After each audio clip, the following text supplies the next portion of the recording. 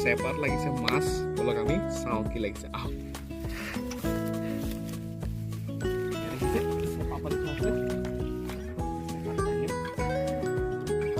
কি লাগিছে চাওঁ এবাৰ মাছ কম গৰৈ মাছ এটা আছে নেকি ভিতৰত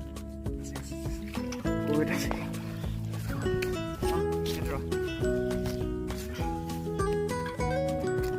এইটো শ'ল পোৱালি এটা আছে দেখোন দেখিছে নাই উলিয়াই দিছোঁ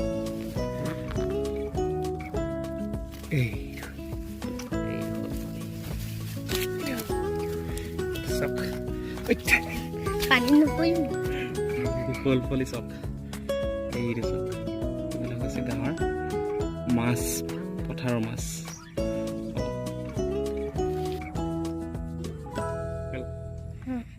অফ কৰি দিয়া